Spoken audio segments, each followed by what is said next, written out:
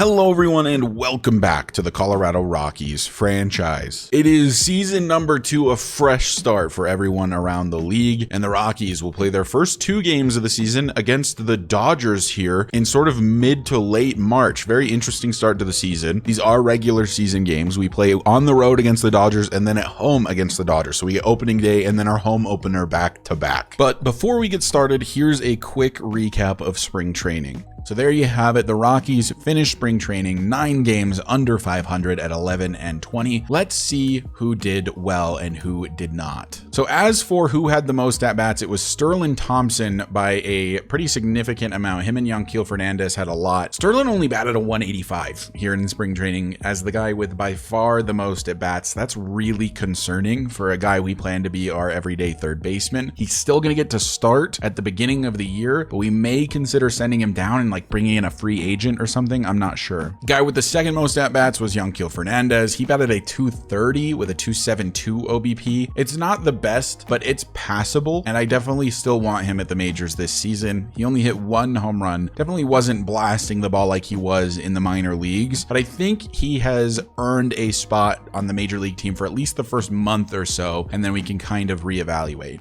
Amador only batted a 207 with a 244 OBP. Did have a 390 slugging, hit 4 home runs during his time at spring training. Just a lot of stuff to work on still for Amador, and that's fine. We can send him down. I'm happy to have started his minor league option clock. That's fine. I think he's only about a year away from being able to start at second base. Jordan Beck was really good. Had the 5th most at bats, 23 hits, 6 home runs, 15 RBIs, a stolen base, batted 315, 342 OBP, 658 slugging, and a 1000 OPS. Jordan Beck just had an absolutely killer spring training. Makes me want to have him at the MLB level, but I've talked about it before. I don't want him to have to back up anyone. If he were coming to the MLB level, I'd want him to be able to play every day, which is why I think he'll be our AAA starter with numbers like that. Brenton Doyle was actually not too bad. He had 72 at bats, 18 hits, 3 home runs, which is decent power, 6 RBIs, 2 stolen bases, averaged 250 with an OBP of 316. These are respectable numbers. I've pretty much had my mind made up though that he is not at the MLB level to start this season. He still has all of his minor league options. He's 26, so he still has time to improve. I think we need to send him down to maybe even AA to allow him to get better with the bat, because like look at those contact and power ratings. They're just really bad. He doesn't really have the discipline and the vision to make up for the fact that his contact and power are bad. He just needs to improve all around with the bat. Drew Romo was very bad, averaged a 167 with a 250 OBP. Barry Cohen brought it back a bit, 254 average, a 321 OBP. This is definitely good enough to be at the major league level. Only hit 1 home run, which is surprising because he has some of the best power on the whole team. But yeah, he is definitely going to be the starting first baseman for the foreseeable future. Zach Veen was not great. 200 average, 259 OBP, 340 slugging, 1 home run, 4 RBIs. Yeah, I don't know. Just probably not ready. I think he's going to be the AA right fielder to start the season. Despite the fact that he has a higher overall and is probably a bit better than Jordan Beck right now, I like Jordan Beck at AAA just because he had such a good spring training. Ezequiel Tovar was decent, 268, 333 OBP, 415 slugging, not too bad at all. Brendan Rodgers batted a 300. He didn't have a ton of at-bats, only 40, but 300 through those 40 is very good, 364 OBP. Nolan Jones batted a 351 with a 429 OBP, 486 slugging, 915 OPS. Let's look at who led us in each department. Sean Bouchard led us in average, but he only had 13 at-bats. Nolan Jones was second in average, and then Tolia, who actually had a pretty good spring training, also did not have a ton of at-bats because we brought Cohen back in to be the everyday first baseman for like kind of the second half of spring training because he was struggling so much. Jordan Beck was good. Tapia was pretty good, came off the bench a lot. Rodgers was pretty good. Tovar. Kiermaier was good. Look at that 361 OBP despite the somewhat low 258 average. Like that is what you like about Kevin Kiermaier. Ahmed Rosario batted 250, Doyle 250, Goodman 250. We should have gotten Hunter Goodman more more at bats probably, but he was never really going to make the major league team anyway. Montero batted a 243, Yanquiel Fernandez a 230, Amador a 207, and Veen a 200. Here's all the guys that struggled, and that includes Alex Verdugo. He had 35 at bats, only got 5 hits, a 143 average with a 167 OBP, 229 slugging, and a sub 400 OPS. Really bad from Alex Verdugo. I wanted him to be our leadoff guy against righties specifically. I definitely don't think that's going to be the case starting the regular season. Here's how our pitchers did. Kyle Freeland had the most innings pitched and actually had a 3.07 ERA with a 1.23 whip. That's really good. Peter Lambert had a really good spring training, so I think that just proves that these guys are going to be our 2 long relievers. They were really good. Joe Rock was not good, 4.71 ERA with a 1.50 whip. Satchel Paige, not bad, 3.86 with a 1.25 whip. Quinn Priester was really bad, 5.24 ERA with a 1.93 whip. Ramon Marquez was also really bad with a 6.16 and a 1.53 whip. Jalen Beef was weird because his whip is really high, but his ERA is only a 2. Henry Fong was actually quite good with a 2.12 ERA and a 1.35 whip. Curtis was pretty good. Gilbreth was pretty good, had a weirdly high whip though. Cal Quantrill, after his first outing, was like elite going forward. 2.08 ERA with a 0.62 whip. Only pitched 13 innings, which is not a ton, but my goodness, those are insane numbers. Loizaga was pretty good, a 3.0 ERA with a 1.58 whip, which is rather high. Otto also had a relatively high whip. Chafin had a low whip at a 0.95. Soroka had a 9 ERA, but he only pitched 4 innings the whole spring training. Flaherty did not give up a run, but only pitched 3 innings, and Lawrence only pitched 2 innings and had a 1.0 whip. We actually didn't see any of Caleb Ferguson. They just did not rotate him in at any point. So here's what I have decided on in terms of the MLB roster. Our 5 starting pitchers are going to be Quantrill to Soroka. Satchel Paige will be the ace of sorts at AAA. Kyle Freeland will be a long reliever along with Peter Lambert. Relief pitchers will be Chafin, who will likely be the closer for us this season, Ferguson, Loizaga, Curtis, Beeks, and then Justin Lawrence. Catchers will be Mejia and Carson Kelly. First baseman is going to be Barry Cohen as the everyday starter, with Eleris Montero as the backup. I was very close to having it be Michael Tolia, but I'd rather have him continue to be able to play every day down at AAA rather than just be a backup at the MLB level. It's likely at the future we permanently move him elsewhere from first base because Barry Cohen has just completely taken over that spot. Second basemen are Brendan Rodgers and Ahmed Rosario. Rosario is our utility guy that will be the DH, especially against lefties, but can play almost anywhere in the field. Amador did not make the team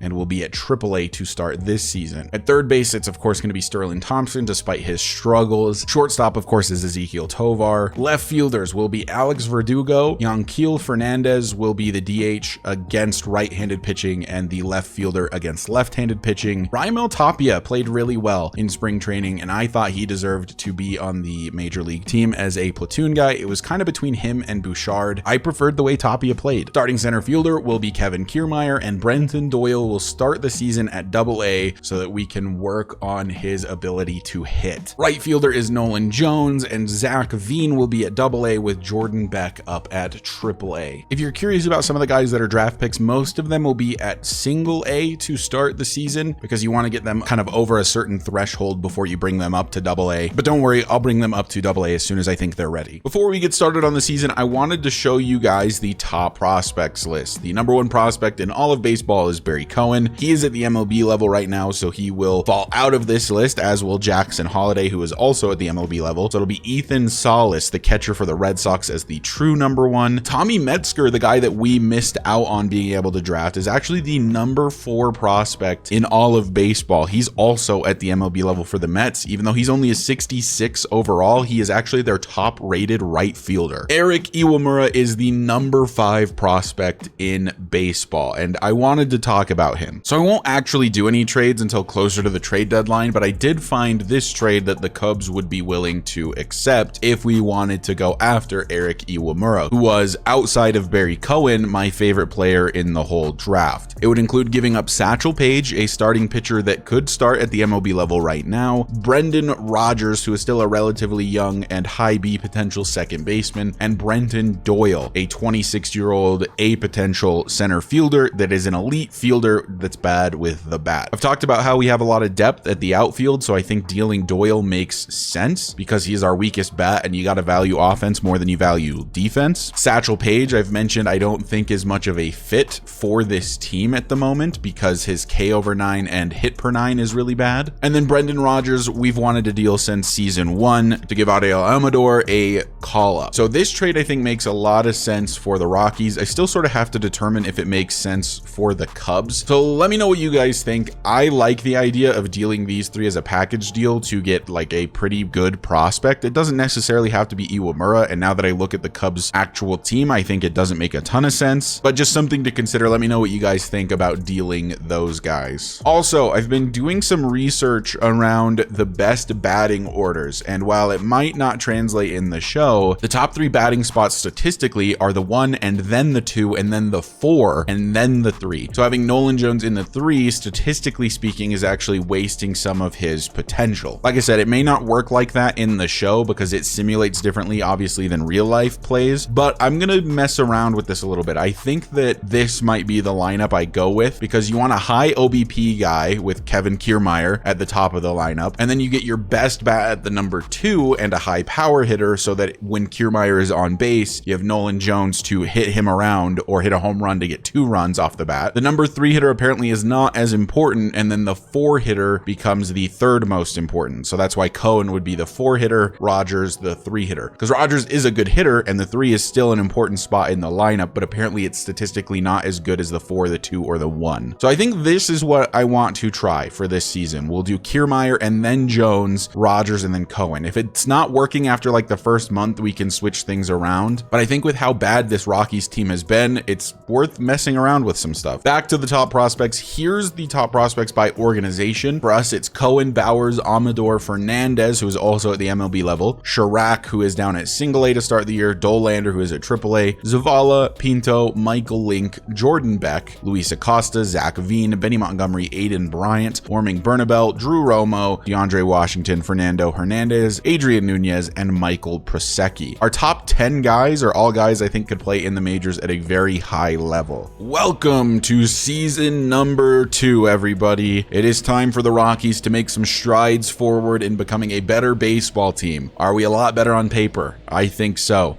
Are we still one of the bottom 5-ish teams in the MLB? Probably. But I think that we should be able to get out of the 100-loss hole that the Rockies have been in for the past 2 seasons. Today we'll face off against Shohei Ohtani, who is always a tough guy to go up against. Ohtani last season, 18-8, a 3.21 ERA with a 1.21 whip and 254 strikeouts. Kevin Kiermaier, the new leadoff guy here in Colorado, probably just for this season, unless we do deal Doyle and we want to re-sign him more long-term. The first pitch of the season is on the way, and it's a ball to Kiermaier. And a strikeout on the splitter of Kevin Kiermaier. And that is the first out of the season for Colorado. Shohei Ohtani, of course, has some of the nastiest stuff in the MLB. That splitter in particular just drops out very suddenly. Nolan Jones batting in the 2 spot to start the season. Was our 3 hitter last year. Statistically, it makes more sense for him to be in the 2, apparently. And a strikeout of Nolan Jones looking on the slurve. Looked like it was outside, came back in, and that's out number 2. So here's Brendan Rodgers, who will be batting in the 3rd spot to start this season. Ohtani's got some nasty stuff right now. 3 splitters on the outside edge, and he strikes out the side to start the day. Cal Quantrill will be the Rockies' opening day pitcher. Went 9-16 last season, a 3.53 ERA with a 1.21 whip. Honestly had a relatively good season. His win-loss record is just horrible because the Rockies' offense was horrible. First batter he faces this season is Freddie Freeman, and here's the first pitch for Cal Quantrill. And it's a grounder to Barry Cohen. He'll race Freeman to the bag and win. And it's the first out on 1 pitch. 3 balls and no strikes to Riley Green. Cal Quantrill struggling to place some of these pitches right now. Finds one in the zone with the 2-seamer there, and we'll go back to the 2-seamer on the 3-1 count. And that is a diving attempt from Sterling Thompson, but it gets to the outfield. This is going to likely be a stand-up double, and it is. So coming up to the plate next is Mookie Betts. Riley Green gets the first hit of the season, which is a double. Betts, of course, one of the best players in the MLB. This time he grounds on to second base, an easy play for Brendan Rodgers. And now it's a runner at third with 2 gone in the inning. That brings up one of the scariest men in baseball, Shohei Ohtani. And he's got the righty-lefty matchup that he would want. That was right down the middle. Very lucky for Cal Quantrill. And this time, not as lucky. It's high and deep to right. It's just fair, but oh my God, it's caught by Nolan Jones. The short wall means it's an easy play for Nolan. Would have been gone had he not been there. But we stay scoreless in the inning. Here comes Barry Cohen making his MLB debut at just 18 years old. He's already 81 overall. We could not justify sending him down to AAA or AA, so he's up here at the majors. If he struggles, though, we will send him down. Ohtani is pitching some nasty stuff right now, hitting the corners pretty much exclusively. That's like the first bad pitch he's had all day. The first 2 just right on the edges of the zone. 1 and 2, and then 3 obviously way up there. And a strikeout of Barry Cohen. He's faced 4 batters. He's struck out 4 batters. Shohei Ohtani can't miss right now. Maybe Alex Verdugo can break the strikeout streak. We kind of became the Colorado Yankees in the offseason, signing 3 former Yankees from last year's squad. And Verdugo will hit this one into the gap, and he will break the streak of strikeouts with a single. I was going to say a double, but it did not get into the gap. So Verdugo heads back to first, and it's a single as the first hit of the day for the Rockies. First hit in the Rockies' career of Alex Verdugo. That brings up Yanquiel Fernandez, also making his MLB debut today. He'll DH against right-handed pitching and play in left field against left-handed pitching.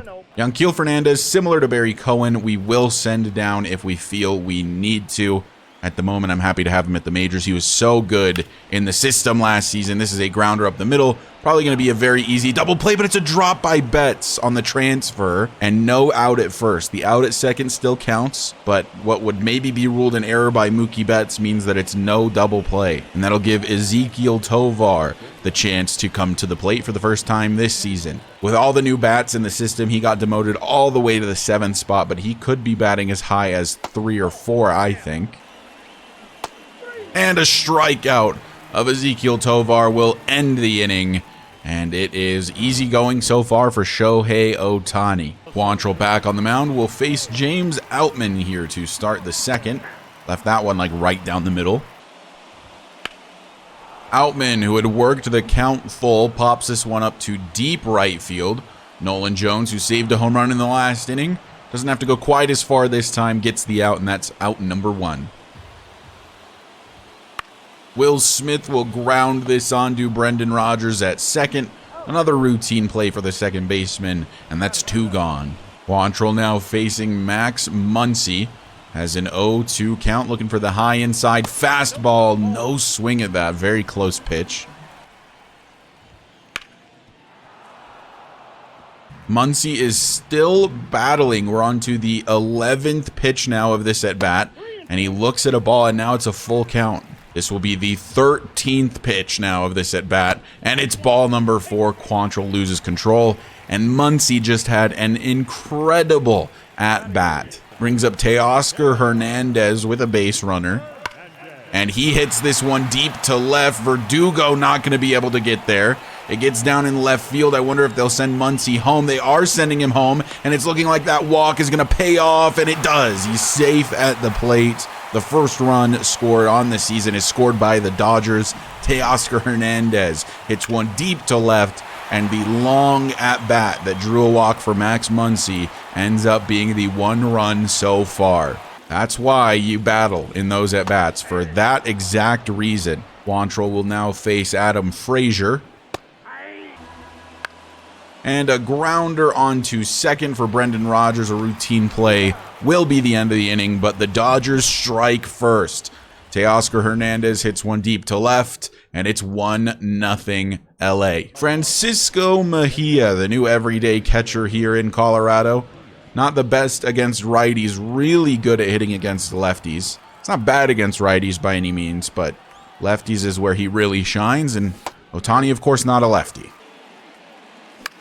And there's one to center field. Coming into it is the center fielder, and that is out number 1. A very easy play out there for Outman. Sterling Thompson will be the number 9 batter this year. Definitely going to be looking to upgrade at the third base position more than likely. He still has room to grow, but he definitely does not have the peak that I think you'd want a third baseman to have. Thompson gets one to hit and pushes this into left center.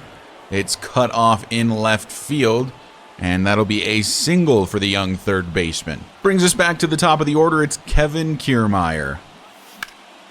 And he gets one to strike. It's high and deep to center. Just in front of the warning track, though, is Outman, and that's the second out of the inning. Nolan Jones pushes one to opposite field, but a pretty routine play for the left fielder ends the inning. So the top half of the third is over. Rockies only with 2 hits on the day, but no runs. Ohtani battles back, brings the count back full, and these Dodgers are not going down easy, as that is another walk. This time to Shohei Ohtani, where he just battled the entire at-bat, and Quantrill could not get the out. And he left that one right over the middle for Outman. But it's not going to matter. Kiermaier underneath it. Ohtani cannot advance. And that will be the first out of the inning. Quantrill running low on energy already. This may be the end of his day, as Ohtani takes off to steal, and it's not even close at second. Popped way up by Will Smith. Cohen underneath it. And that is the second out of the inning. Only one more to go for Quantrill.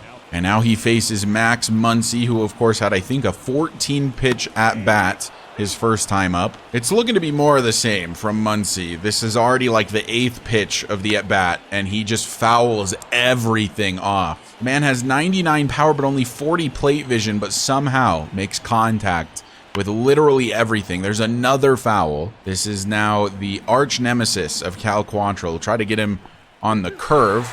And advancing to third is Ohtani, and he's safe at third, as that one is going to probably be ruled a wild pitch, and it is. I just have a feeling that Muncy is going to draw another walk. He swings at that fastball all the way out of the zone and makes contact. What is this guy on? Quantrill cannot get Muncy out. Another one he makes contact on. He's swinging at everything. He's just making contact with everything. I smacked my keyboard when that home run happened by Max Muncy and accidentally hit the space bar, which stops the recording. So we didn't get to see it go over the fence. I think you guys saw the actual hit, though, and saw that it was a no-doubter. Max Muncy just went like 10-plus pitches again, walked the first time up, homers the second time up. This guy, despite having not great plate vision, manages to keep having these insane at-bats where he makes nothing but good contact. Quantrill will face Teoscar Hernandez, and it will likely be his last batter of the day regardless of the outcome. His stamina is low, and even if he gets him out, we're probably going to bring somebody else in the 5th.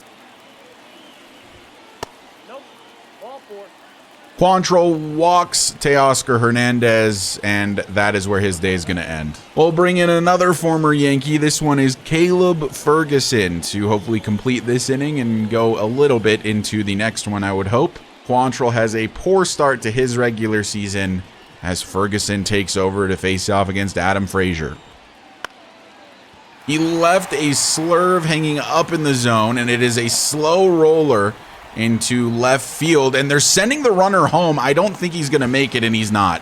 Out at the plate is Teoscar Hernandez. Shouldn't have sent him home, But it doesn't really matter because the Dodgers found 2 runs in the inning anyway, and now it's 3-0 as this Rockies offense can't do anything against Shohei Ohtani. Went ahead and did a bit of quick simming here in the 5th. Tovar singled and then Thompson doubled to give Colorado their first run of the day, and that brings Kevin Kiermaier to the plate, which is where we will take back over. Seems like this Rockies team might be better at simming than it is when I am playing, as Kiermaier got a cut fastball right down the middle, mistimed it. And a strikeout for Kevin Kiermaier. A called strike 3 as he checks the swing. A perfect pitch on the corner from Ohtani. And now Nolan Jones will come to the plate. Nolan Jones, of course, easily the best hitter for the Colorado Rockies last season. Got one to hit that time. That was a hanging splitter. But it is just popped up to right, and that is the end of the top half of the 5th. Freddie Freeman singled off of Caleb Ferguson to start the 5th, and he is taking off for second. Was a hit and run, it looks like. This Dodgers lineup is incredibly frustrating. They don't swing at anything out of the zone, and they make contact on everything in the zone, so you just cannot get outs. Finally, a strikeout. Caleb Ferguson gets green to chase a curveball. And that's out number 1. Now he faces Mookie Betts. And he has an 0-2 count again. Ferguson will throw a cut fastball. Pushes him off the plate. Full count to Mookie Betts.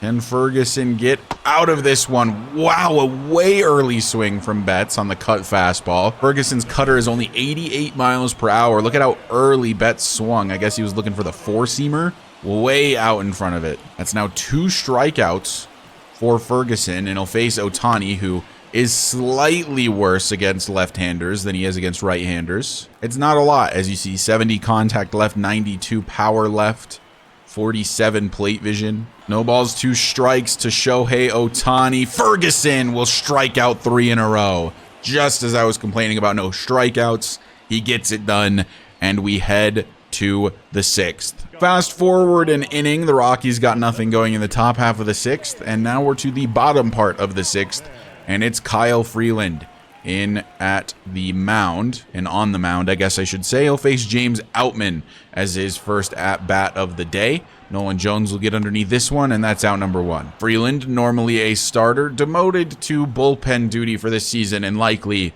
for what remains of his career. Could consider trading Freeland maybe to a pitcher-needy team. He is like a 70-ish overall pitcher, so he's not the worst, he's just not great. He's 31 years old and now has C potential as Max Muncy comes to the batter's box. Of course, Max Muncy been the arch rival of the Colorado Rockies today. Muncy has gone down 0-2, I believe, in both at-bats, and then has brought it back to walk and then homer. This one is a grounder into the gap on the slight shift we had, and so Muncy now has a walk, a home run, and a single today. He is owning the Rockies. Bit of a Rocky killer is Max Muncy.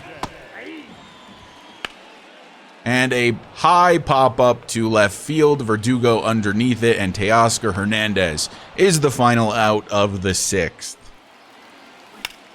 Nolan Jones gets one to right field, and that's a single for him. And we've got a base runner to start the inning. And now they'll bring in Brusdar Graterol to try to finish out the inning. And Brendan Rodgers pops one to shallow center, and it'll fall in. That's back-to-back singles for the Rockies. And now that brings up Barry Cohen to the plate. Just a little bloop single on the sinker for Brendan Rodgers. Brings up one of the better bats on the Rockies. That's Barry Cohen. And striking out on the slider is Barry Cohen. He's angry, throwing the bat. And that's the first out of the inning. Verdugo will come to the plate. Let's see if he can drive some runs home. Got one to hit. That's into right field. And we're sending the base runner home. It's Nolan Jones, I believe, running, and it is. Safe at the plate, the second run on the day for the Colorado Rockies. Verdugo swings on the first pitch, gets a base hit on the first pitch, and scores the Rockies' second run of the day. Yanquiel Fernandez, the opportunity to be a hero, and he is! high and deep to right field. His first base hit in his career is also a home run. First major league home run and hit for Yanquiel Fernandez, and it comes at a big part of the game. The Rockies are going to take the lead in this one. First pitch swinging. Fernandez goes 406 feet, 107.3 miles per hour off the bat. This is why we brought him up. Let's see if we can get that ball back for him so he can put it on his trophy case. We're going to bring in Jalen Beeks. Normally the setup man would be Jonathan Loaizaga, but it's a lot of hitters that are weaker against left-handed pitching, so we're having Beeks be the setup man in these situations. Trying to set it up for the new closer, which is Andrew Chafin, who he signed in the offseason. He faces Shohei Ohtani first. Ohtani lines it straight to Sterling Thompson, and that's the first out of the 8th. Beeks now facing Outman, and Outman gets this one past Cohen and gets on to first. So a base runner and the tying run coming to the plate for the Dodgers. And it is Will Smith. Taking off for second, and safe is Outman. So now a runner in scoring position. This one high and deep for Will Smith. The runner may be able to tag up on this one, and he is. Kiermaier actually gets him to stop. We know Kiermaier has a big arm out there in center field. That's part of why we brought him in. And now it is Max Muncy, who has been a Rocky killer all day today. 2 for 2 with a walk is Max Muncy, and he swings and misses on the circle change. Maybe Jalen Beeks is the guy that can beat him. Throws a slider, no swing by Muncy. In fairness to Muncy, he does have 96 plate discipline, so the guy is obviously going to draw a ton of walks. The count is full now for Max Muncy, and a called ball on the corner means Muncy walks again. They're pinch running John Birdie, and they bring Teoscar Hernandez to the plate. His run would take the lead for the Dodgers. Can Jalen Beeks get out of this scary situation? 2 balls and 2 strikes to Teoscar Hernandez. Jalen Beeks gets a circle change onto Tovar. He throws on to second for the force out, and that's the end of the 8th inning. A scary one, but it's over. We head to the 9th, where the Rockies can extend their lead and then give it to Chafin for the save. John Bertie will stay in at third base in place of Max Muncy. Kiermaier at the plate. 2 balls, 2 strikes here in the top of the 9th. Facing Alex Vesia. Looks at well, he didn't look at it, but he swung through a fastball, and that's the first out. Was a little late on the timing, but the fact that he didn't make contact is not ideal. Nolan Jones comes to the plate as the number 2 hitter. Hits one very high into right field. Not very deep, though, and that is actually in foul territory, where it is caught by Riley Green for the out. So Brendan Rodgers would be the last hope for the Rockies to get some more runs on the board to help Chafin in his save attempt. And another kind of blooper from Brendan Rodgers is going to get down again. He is elite at these little bloop singles. Gets into right center field this time, and we've got a base runner. Brings up Barry Cohen, who is 0 for 4. The other rookie in today's game, Yanquiel Fernandez, got his first career hit. Can Barry Cohen do the same? I gotta say, I do hate Barry Cohen's batting stance. I think it is awful. And he kind of got one to hit there, but this is going to be a very easy play at third base. And that's the end of the top of the 9th. So here comes Andrew Chafin to try to get the first win on the season for the Rockies. He'll face a scary part of the lineup. First guy he faces is Adam Frazier here in the bottom of the 9th. And a grounder to the left side of the infield is going to get down for a hit. Verdugo throws this into second, saving a throwing error as Brendan Rodgers. And now we're to the top part of the Dodgers lineup. Here's Freddie Freeman, one of the scariest guys in the MLB, an excellent leadoff hitter his whole career. A home run, of course, would tie it up. Chafin looking to avoid that. Here's a pop-up to left, and it's going to get down in foul territory. And this is going to be a little bloop single into right. Nolan Jones on to get it, and he'll throw this one home. And the runner not running, but now it's runners on the corners for the Dodgers at the scariest part of their lineup. Now we'll face the 2, the 3, and the 4 hitters. Gavin Lux will pinch run at third, and we face Riley Green. A double play ball would be the most ideal here. We're willing to give up the 1 run, I think. Honestly, a strikeout would be the most ideal, and then a double play. And a strikeout is what we get on Riley Green. He chases the slider out of the zone, and now there's 1 gone, and we've got a double play situation set up. Comes down to Mookie Betts, one of the best in the MLB. Can he make it happen for the Dodgers? 2 balls, 2 strikes to Mookie Betts. Chafin will go back to the slider, and it's just off the plate. Good patience. Full count. Chafin to Betts, and he gets this one down into right. It only scores the 1 run, so the save is still on. The victory for the Rockies is still on. But coming to the plate is Shohei Ohtani. A base hit, a very clutch one from Mookie Betts. Scores a run. And now it's 5-4 for Colorado. Shohei Ohtani will have to be one of the final 2 outs for Chafin. And it's not going to happen. In fact, this is looking like a walk-off for the Dodgers. They'll send Betts around, and the throw's not going to be there in time. Not even close. The Dodgers walk it off. A blown save already for Chafin, who we brought in because he had a high clutch rating for situations exactly like this. Shohei Ohtani is the big hero of opening day, walks us off here in the 9th, and the Rockies, despite a rally, end up with a loss on the docket. Really unfortunate way to lose. It was a great rally there in, I believe it was the top of the 8th for the Rockies. But this Dodgers lineup is just so scary, man. Like, anyone can pop off at any given time. Like, they have a guy like Teoscar Hernandez batting in the bottom of their order. So here's the box score. Kiermaier struck out 4 times, which is more my fault than it is Kiermaier's fault. Nolan Jones with the 1 hit and also scored a run. Brendan Rodgers had 2 bloop singles. Cohen failed to get a hit, struck out 4 times. Verdugo got 3 hits with an RBI.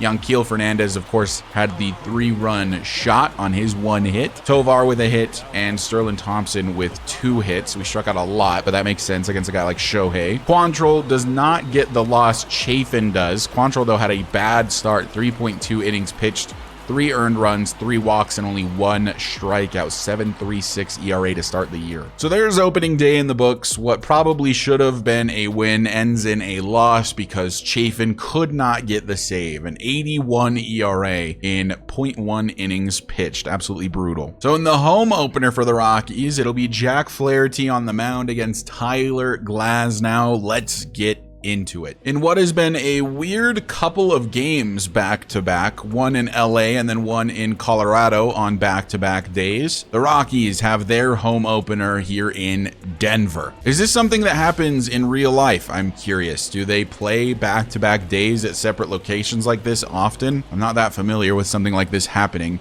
especially at the point it is happening. We play 2 games to start the regular season, and then we have like a full week off before the next game. Very, very weird. So it's the free agent acquisition, Jack Flaherty on the mound. Did not have a good season last season. I'd say let's hope he bounces back with Colorado, but we know how pitchers normally go here in Denver. John Birdie will lead us off.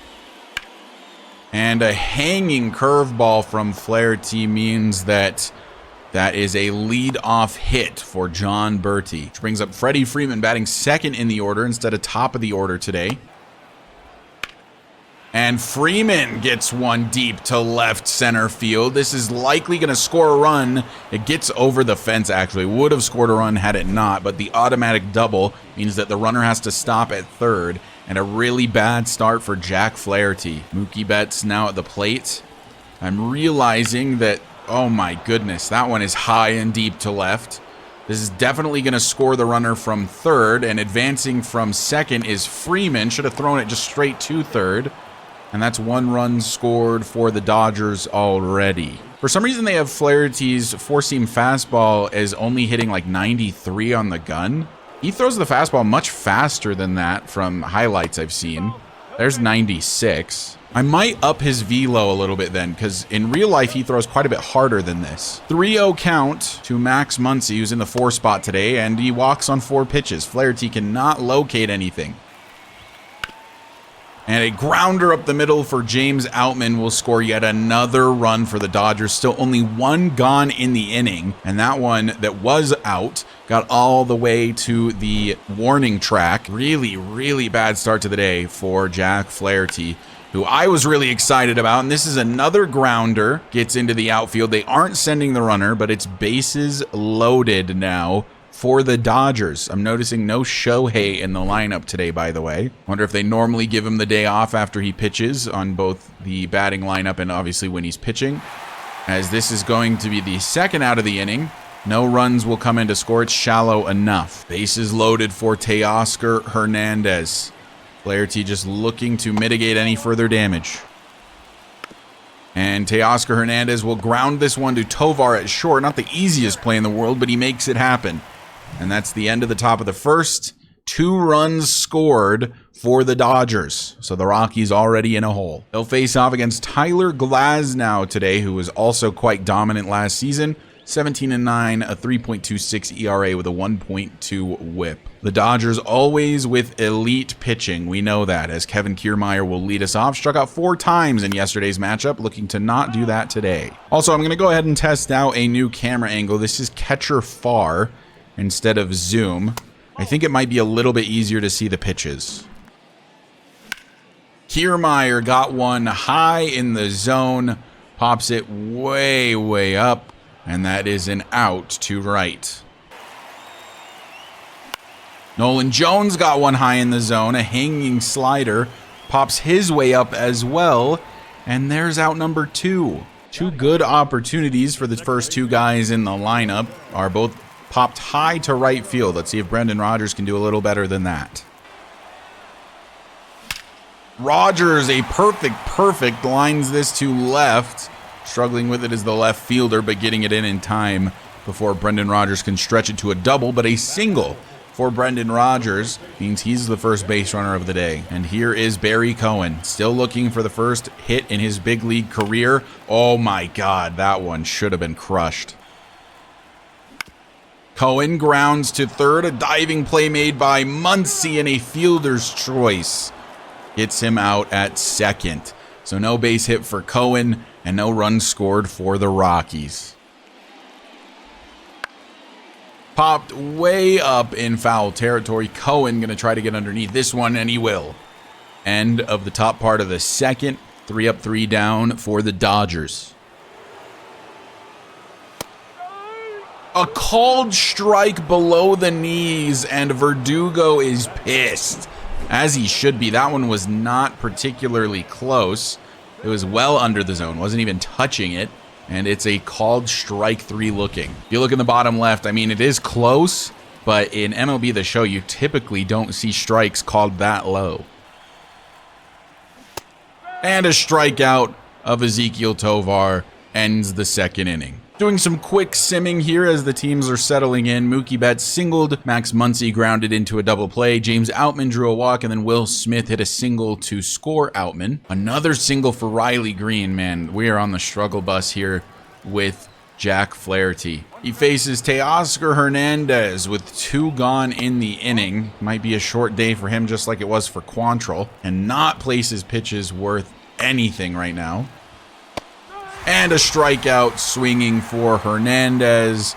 And that is the end of the top of the third. So a run given up by Flaherty, but otherwise no further damage. Fast forward 1 batter into the bottom of the third. Mejia just doubled. And now Sterling Thompson is at the plate. Sterling Thompson was 2 for 3 with an RBI last game. Looking for an RBI again here. This one is high and deep to right field. And it should advance the runner onto third.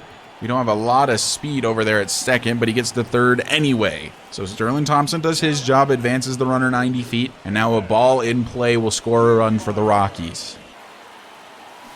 And Kiermaier strikes out on a circle change, and that's 2 gone. The Rockies might strand the leadoff double. It's up to Nolan Jones, 0 for 1 today.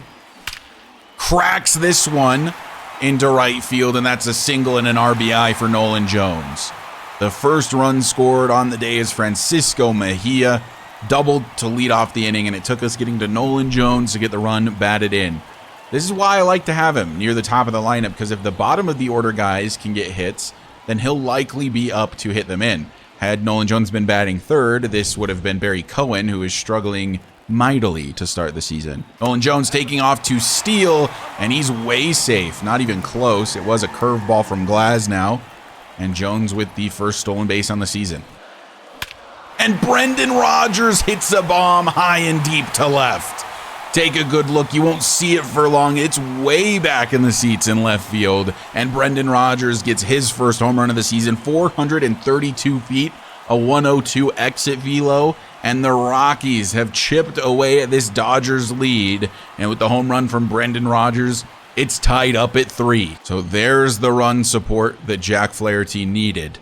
Now it's a tie game, and he can settle in and hopefully get a win in this game. I say that, and then he allows a walk and a single in back-to-back at-bats, and now it's Mookie Betts at the plate, one of the most dangerous hitters in baseball, with an opportunity for some RBIs. A double play here would be the most ideal outcome, and we're gonna get it. It looks like Rodgers to Tovar to Cohen, and out of the inning as Jack Flaherty gets through 4, which is something that Cal Quantrill couldn't do a day ago, so it's already a better start than him.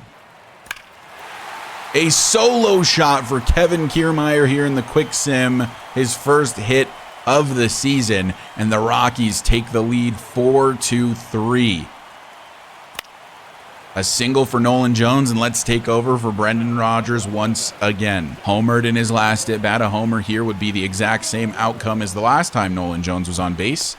They try to pick him off here. I do have auto base running turned on now, so hopefully we'll see more steal attempts. And it'll be based on the runner's actual steal ability. That's a hit by pitch for Glasnow, and Rodgers will reach. So here's Barry Cohen. 2 on, 1 out, still no hit on the season. One of the last Rockies to not have a hit. And a dribbler on to first is likely going to be a double play, and it is. Barry Cohen really struggling in these first 2 games of the season. Hopefully it's just because I'm controlling him. Maybe he'll be great in the sim. He has great attributes, so I would hope so. After a walk, we pulled Jack Flaherty here in the top of the 6th. And it's now Peter Lambert facing Teoscar Hernandez with Riley Green as the runner on first. Peter Lambert, another guy who was a starter last season, has been relegated to the pen and allows a base hit here on the first pitch he throws. And now it's runners on the corners for the Dodgers. Lambert is now in a full count situation to Adam Frazier, and he throws that one right down the middle. That was risky, to say the least. And ball 4. Lambert has now loaded the bases. Flaherty is responsible for the run at third. Lambert responsible for the other 2 on base right now, and this is a scary situation. Needs a strikeout here, I would say, to avoid any type of huge inning, and he gets it. John Birdie just looks at a fastball that wasn't even like in the corner. I mean, it was nearly right down the middle, and he just refused to swing. Kind of a weird one, but it's a strikeout for Peter Lambert, just like I was looking for. So now a double play ball could get the Rockies out of the inning. It's Freddie Freeman at the plate. That one is popped to center. We know Kiermaier has a huge arm. They are sending the runner home. Kiermaier's throw would have been in time if it were accurate. It is not. Riley Green will come home to score. Freddie Freeman gets an RBI, and it's a tie ball game here in Denver. Brings up Mookie Betts, who would hopefully be the final out of the inning. Mookie will ground onto Rodgers, who will throw it onto Tovar to get the force out at second. Ends the inning, and now it's tied back up. That is an earned run for Flaherty, not for Lambert, by the way. So no earned runs given up technically by Peter Lambert. Fast forward an inning, we're now into the bottom of the 7th, and that is Sterling Thompson over there on first. Kevin Kiermaier, who hit a solo homer earlier, could get another one here maybe, and not on a swing like that. Kiermaier high and deep to right. It's actually not that deep. I got pranked by the game. It looked deep, but it's not. And that is another out for Kiermaier. But then it's Nolan Jones, who's 2 for 3 on the day with 2 singles and an RBI. A single here would likely not score the runner, but would be a good start in the inning to take the lead. Let's do you 4 better. How about instead of a single, it's a home run, nearly a second decker for Nolan Jones. First pitch swinging. 444 feet, 108.9 exit velo, a pitch right down the middle, and Nolan Jones crushes it. The Rockies retake the lead off the bats of Sterling Thompson and Nolan Jones, And now with a chance for another victory here against the Dodgers. By the way, I'd like to point out that that is now the second time that Nolan Jones batting number 2 has paid off in runs. So him batting higher in the order and getting more opportunities is actually paying off, because that could have been just not a situation at all. Had Nolan Jones been batting third, who knows if he would have gotten an opportunity to score any runs there. By the way, it's Kyle Freeland in again. I actually kind of like having him in the bullpen because of the extremely high stamina he has, because he played in yesterday's game, but he's like hardly worn out at all, although he gives up a base hit here to Teoscar Hernandez, who leads off with a double for the Dodgers. And with that said, we're actually going to bring in Jonathan Loizaga, who is currently set to be the setup man for this season. And he's here to do just that, hopefully not allowing 2 runs to the Dodgers. This is a grounder up the middle. Not an easy play for Ezequiel Tovar. On to first, and he got it done. What a play against Miguel Rojas for Ezequiel Tovar. Kind of a slow grounder up the middle. Tovar has range. That did advance the runner to third that Kyle Freeland is responsible for. And this is going to score that runner from third. And actually a safe call for John Bertie at first. Ezequiel Tovar could not get it over there in time. This is a very routine play. It was a little slow. I guess I didn't charge it enough with Tovar. Close call at the bag, but it looks like the safe call was correct. And a grounder onto Cohen, who makes a throwing error, and into left field goes the ball. And the runners will both advance. And man, that is a brutal throwing error from Barry Cohen. An E3 instead of a double play, a very routine double play. It would have been 3-6-3 more than likely. It's a throw into the outfield, an error, and now runners on second and third for the Rockies. So we should be out of the inning. And thanks to Barry Cohen, we are going to allow at least 1 more run and the game is tied. Barry Cohen out in the field just cost us the chance to win this game in the top of the 9th, assuming the Rockies can't get more runs in the bottom of the 8th. That is a grounder up the middle, and Tovar steps on the bag to get the runner out at second, and it's a tie game once again here in Colorado, 6-6. And Cohen, the man responsible for the tie game, will lead us off to start the bottom of the 8th. He'll face off against Alex Vesia. He could make it up to me if he could hit a home run or get a hit here. Would still be the first hit of his career. Got a fastball to hit, didn't make good contact. And a strikeout on a circle change for Barry Cohen. He didn't make it up to me. Alex Verdugo also strikes out, which leaves it up to Yanquiel Fernandez here in the 8th to give us an opportunity for a save in the 9th. Alex Vesia still on the mound. Fernandez hits one deep to right, but a pretty routine play out there for the right fielder. That will end the 8th. And now we head to the 9th with no opportunity to win. And we'll bring in Justin Lawrence. He was the closer last season. Didn't get a lot of opportunities, admittedly. And he strikes out Will Smith, looking on what may be considered a bad call. And a swing and a miss for Riley Green as well. Justin Lawrence getting it done here in the top of the 9th. Trying to put the Rockies in a situation where they can walk it off. He'll face Teoscar Hernandez. Bloops this one, nearly killing the umpire. Oh my goodness. High and deep from Teoscar Hernandez. It's going to be off the wall. And getting it in quickly is Nolan Jones.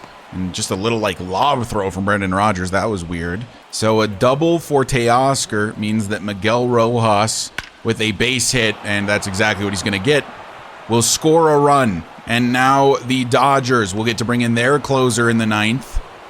Up 7-6, and the Rockies could go down 0-2 to start the season. Justin Lawrence, his slurve is so good sometimes, but man, he hangs it so frequently. Like, I love this pitch, and he's really good with it a good chunk of the time, as Sterling Thompson makes a throwing error, and that's out of play, and it's another run for the Dodgers. 2 throwing errors have cost the Rockies big time here. Makes a great diving play, give him credit for that. Not an easy throw off the knees, an inexperienced third baseman, it's out of play, another run scored. Brutal, brutal, brutal for the Rockies. They are choking away the first 2 games of the season. This one is deep to right from Freddie Freeman, but Nolan Jones underneath it. And that's the end of the top part of the ninth. The Rockies going to need some runs to tie this one up. We start at the bottom of the order, and it's Evan Phillips in to close for the Dodgers. Ezequiel Tovar will lead us off. That is a nasty cutter with a lot of movement. Man, he's got good stuff. That curveball was gross too. The amount of movement on that thing is disgusting. And a swing and a miss for Tovar starts the inning with a strikeout. And Evan Phillips' curveball is disgusting. He's got 98 pitching clutch, 99 velo, and 88 break. This guy is disgusting. Like, what are you supposed to do against a closer like Evan Phillips? I wish Chafin could have done this for us in the first game as we look at a fastball in there for strike number 3.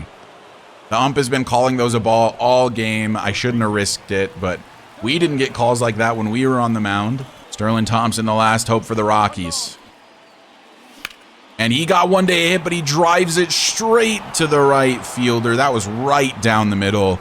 And the Dodgers will sweep this 2-game series against the Rockies. The Rockies pitching really choking this one away. And actually, I would say it was the fielding, because we were up 6-4 when the error by Barry Cohen made it 6-6, and then an error by Sterling Thompson made it 8-6. 2 throwing errors is really, I think, the difference in today's game, because if even one of those errors doesn't happen, we probably have a tie game heading into the 9th. Here's the box score for the Dodgers. They obviously own us. That was never really in question. We did hit Glasnow relatively well. 4 earned runs, 7 hits. He did have 6 strikeouts. We strike out a lot, which is true of the real-life Rockies as well. Kiermaier finally got a hit. Cohen still without a hit. Rogers batting .571 so far, and Nolan Jones in the 2, I think, has been really good. We've just had these fielding errors that have made things absolutely brutal for the Rockies. Jack Flaherty goes 5 full innings with 4 earned runs given up, 4 walks, and 2 strikeouts. This is not looking great for the top 2 guys in the Rockies rotation to start the season. So Loaizaga did not end up with an earned run. He does have a run against, but not an earned run because of the errors. So there you have it. The opening of the Rockies season is over. Let's go ahead and sim to the start of everyone else's regular season. And let's sim to about the 17th in the Colorado season, and then we'll play this series against the Marlins in the next episode. So this series against the Pirates starts with the Rockies' first dub on the season. Did Cohen finally get his first hit? No. Still hitless through the first 3 games. Kiermaier and Jones each got a hit. We win 6-4 in this one. Francisco Mejia getting 3 hits on the day. And in the second game, did Cohen finally get his first hit? He did. So finally, in the 4th game of the regular season, Barry Cohen, our generational first baseman, gets his first hit on the season and does also draw a walk. We drop the middle 2 games against the Pirates, and then we win the final game against the Pirates 1-0 in an absolute pitcher's duel.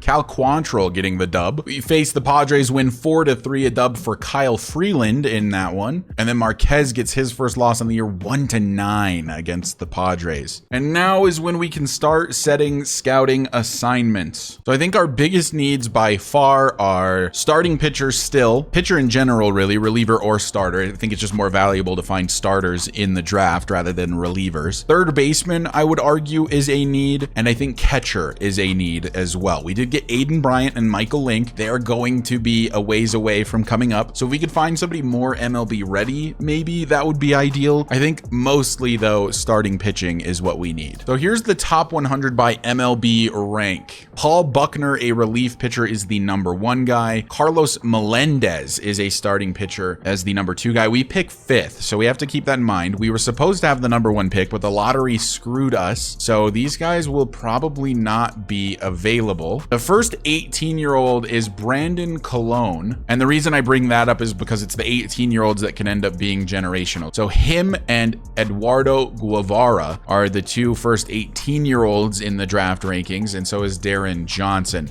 We're not really looking for outfielders. We've drafted Pinto already, who is an up-and-coming outfielder. We've got a lot of outfield depth as it is. I don't think we need to go after an outfielder, but hey, if he's going to be generational, I think absolutely we draft him at 5th if he's there. So I think that we're going to have Joaquin Papp scout catchers in the East to get that guy scouted up a bit. Our number 2 guy is Greg De Los Santos. He's an excellent discovery person, so we're going to have him discover pitchers internationally to start. And then finally, we'll have Thomas Cash, who is good at scouting pitchers. Scout starting pitchers in the West, because here's Ryan Bloom, who is the top starting pitcher that will be available for us. And there you go. That'll be my scouting to start this season. So in this past week, the Rockies beat the Cardinals in the first game, but then got shut out in the next 2 games, and then went on a 4-game skid total, losing to Kansas City 2 more times, scoring 1 run in 4 straight games, and then beating the Royals 4-1 on Wednesday. Now we have another series against the Dodgers. I'm going to sim through this, do 1 more scouting. We'll get to the 17th, take a look at stats to start the season, and then end the episode there. Matthew Floyd, who was a pitcher that was not ranked on the MLB draft board, has jumped to our MLB number 7. He's going to have very good